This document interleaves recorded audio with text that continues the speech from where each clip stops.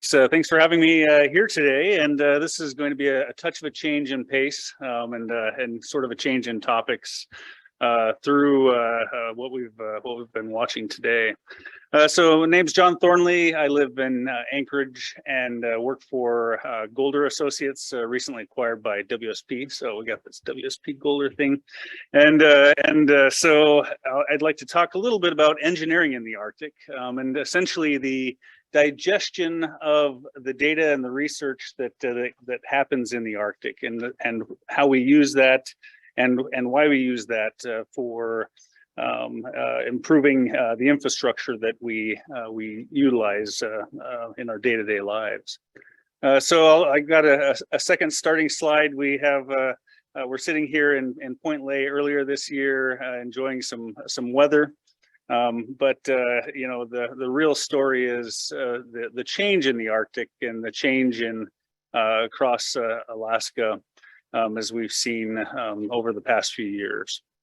So the times they are changing.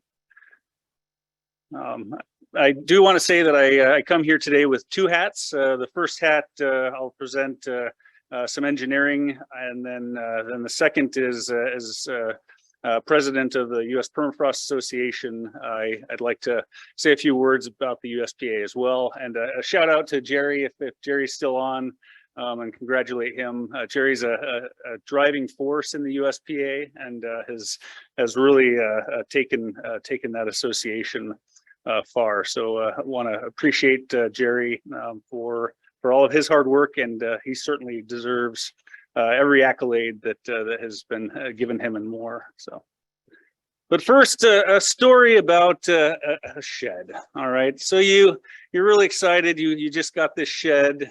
This shed it's electrified. It's got some heat. It's got Bluetooth windows. You don't even know what that means, but you've got it all. This shed has everything, right? You're really excited about this shed. And so you got this thing, you got it set up in your yard, and you're excited to see, you know, what possibilities, you know, maybe you're going to do some crafting, maybe you're going to do some woodworking, whatever. You got this shed. It's a fantastic shed, but you forgot to tell the engineer that you live in Valdez, and your average snowfall is some 300 inches or 7.7 meters for the scientists out there. Average snowfall every year is pretty high, and now your shed is just a pile of debris. You know, this is one of the challenges that engineers are going to face as we look forward in the future for infrastructure. Is what does the climate look like? What do we have to design for now so that these structures can survive the climate impacts? Is it thawing permafrost? Is it greater snowfall, greater wind? What are those climate impacts? And so the research that happens in the Arctic is digested by engineers to develop codes and standards for construction. It also helps us understand you know, how to you know, make sure that we're not overly conservative during the design process, so that we don't spend a lot of money on something we didn't necessarily need. So one of the challenges that we have as in the engineering community is forecasting and understanding what that looks like. And to just borrow from another young science, I would argue that that permafrost science is a fairly young science, and so is earthquake seismology and earthquake engineering. You can't look forward and say when the next earthquake is going to happen, but we do our best to figure out what kinds of earthquakes, what kind of loading we're going to experience from those earthquakes. And the same thing is necessary for infrastructure, especially in the Arctic, as we're seeing significant climate impacts to those communities and to the infrastructure that we work in. So it used to be that the first rule of engineering in frozen ground is to keep ground frozen. I was actually just talking with Stephanie, and she made that quip on our little bus tour around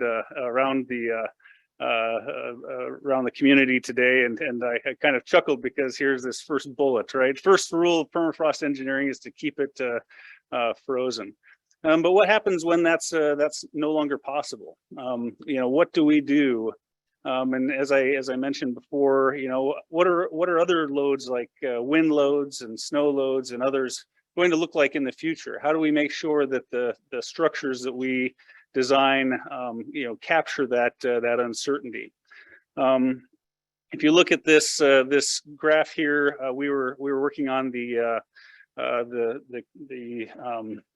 revetment structure that's being considered or going out for, I believe, construction bidding this fall for along the coast here in Utqiagvik. And we were challenged with doing the thermal analysis for the Corps of Engineers to look at the impacts of that structure on the earth or the bluffs there along the coastline. All right. The concern is when you stack a bunch of rock on the bluff, is it going to thaw the underlying permafrost? What are things that can be done during that design? And so one of the challenges that we had was we had to look at what we think the temperatures will be in, say, another 50 years, so that we could then model and evaluate what the impacts of that structure are to the coast. And so under freezing degree days, it used to be when I started permafrost engineering, you would go and pick out the 3 coldest winters, and you would choose those as your initial analysis for a freezing degree day calculation. You'd look at a few others, and then away you'd go. And you never really stopped to spend time of what will happen as the climate warms. And now we're actually seeing that challenge. And if your engineers are not asking those questions of what do we think the Earth is going to be like in 50 years, they're either going to be overly conservative and they're going to cost you a lot of money, or there's going to be a certain amount of lack of conservatism. So research is critical to drawing these trend lines and estimating what the future holds. And just as an example, so there's nothing wrong with the engineering. The engineering, we've got sound principles, but it is that estimating what happens in the future. And so a little shout out here to Dave Prusak. We worked on a nice little project together in Fairbanks, this natural gas storage tank. And this tank is interesting because we looked forward to the future and we said, we don't see Fairbanks as having a lot of permafrost in 75 years. So this tank has a 75-year design life, and the understanding here, especially along the Tanana River where this sits, permafrost is fairly, it's about 100 feet deep, and it's very warm. And so how do we maintain the stability of this tank? Now, luckily, this tank, LNG, is stored at fairly cold temperatures, minus 160 Celsius. And so we had a lot going for us with respect to maintaining permafrost, maybe even too much, because you can still have too much cold being a problem, right?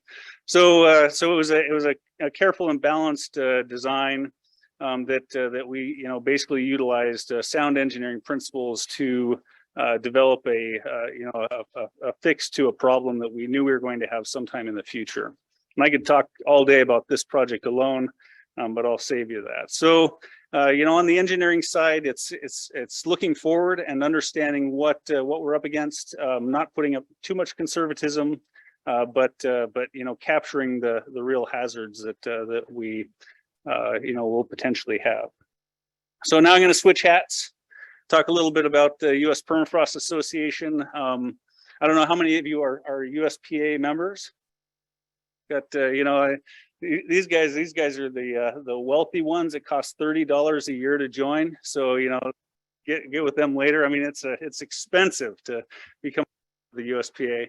But the USPA mission is to encourage scientific and engineering investigations in permafrost and related topics, and to disseminate results related to permafrost research. And I think that embodies what we're talking about here, right? Is how do we get research and practice to work together. And the USPA's mission is exactly that. So some of the USP activities, permafrost monthly alerts. If you haven't heard of the PMA, the permafrost monthly alerts, they're actually a pretty neat set of alerts where working with Gold and others, we scour all of the research that's put out, and you can get an understanding of what different research is being published at a fairly regular basis. So the PMA. We're very focused as the USPA on building future researchers. So we like to sponsor students in conferences and other activities through the UPEF or others. We can also shout out to Ming here for his hard work with PEEP, the Permafrost Engineering Education Program, and others. And recently, we also held the regional conference on permafrost, RCOP, in 2021, which was a glowing success, and are involved in a lot of the IPA activities for, or International Permafrost Association activities for other conferences as well. This year is an exciting year because this is our 20th anniversary. We're certainly looking forward to celebrating a 75th anniversary like ours this year. And look out for the activities that we will be having as part of the USPA this fall. We'll also have our annual meeting at AGU. So any of you that are AGU, please stop by to enjoy that. And again, at $30 a year, you know, it's a real challenge. I think the hardest part is remembering to re-up. I think is the hardest. It's a great way to get together with your colleagues. So just a few last words. You know, we do have some challenges as we go forward. You know, with infrastructure in the Arctic. You know, we still are trying to relearn lessons we have learned in the past, like this Dalton High Utility Trench that you know, everybody kind of knew better, but we somehow happened to have done it that way anyway. To coastal erosion and other aspects that we're seeing, you know, are increasing at a rate that's fairly unprecedented and requires some new engineering considerations as we move forward.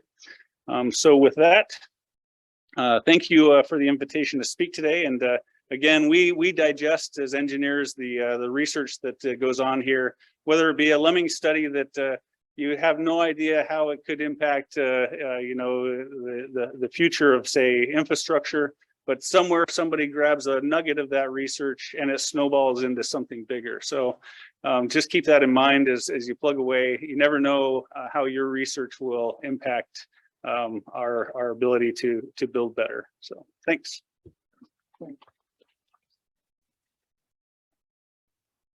You know, we're near the end of the time that we've been allotted, but perhaps